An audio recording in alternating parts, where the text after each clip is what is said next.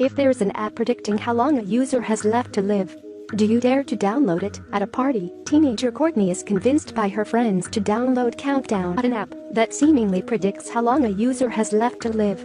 Everyone has already downloaded it and the results are not the same. They all have more than 30 years to live. But Courtney is startled that it says she only has 3 hours left to live. So her friends say a few words of comfort to her. It's just an app, don't believe in it. When the party is over, Courtney is picked up by Evan, her boyfriend. But Evan is drunk, so she doesn't want to get into his car. She decides to go home by herself. On the way, she feels like there's someone following her. But there's no one behind. Courtney receives a notification stating she has only 2 minutes to live. Panicked, she turns off the phone and rushes to her home. While she's drinking water, someone is looking at her. She enters the bathroom to check if there's anyone here. Suddenly, the phone turns off. She is attacked by an unseen entity and killed as her timer reaches 0. At the same time, Evan crashes, and a tree branch goes right through where Courtney would have sat. According to the app, Evan has more than 10 hours left to live. He is taken to a nearby hospital, where Quinn Harris, a nurse, works at. Evan is about to have an operation, but Evan tells Quinn about Courtney and his suspicions about the app.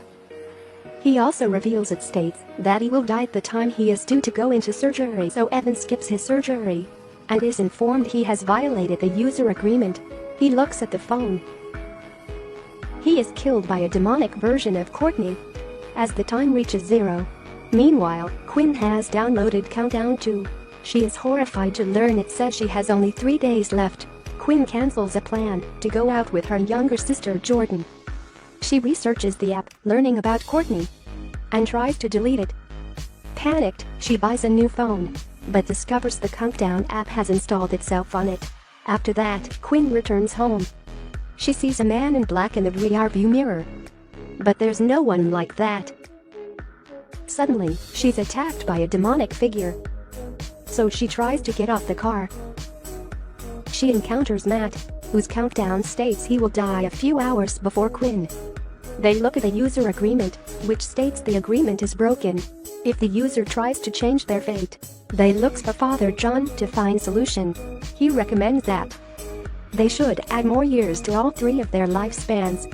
They then go to a computer shop. Derek, the phone salesman who helped them hack into the app, adds more years to all 3 of their lifespans. They also learn that Jordan is due to die right before Quinn. At night, Matt and Quinn stay at the same room. Quinn suddenly wakes up during midnight and sees a shadow. She calls Matt for help, but someone is opening their door. It turns out to be Matt. So who is at the bed with her? Quinn is attacked by the demon, and the countdowns revert to their original times. Quinn comes back home to pick Jordan up.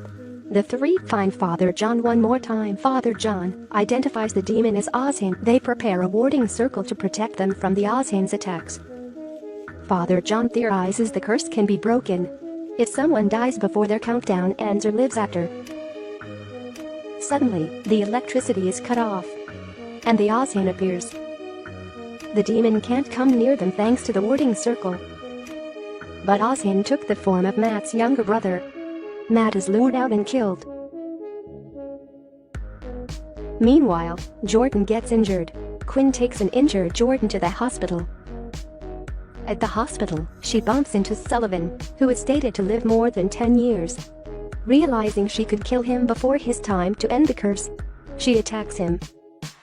But he is saved by Ozhin, who realizes what she is doing.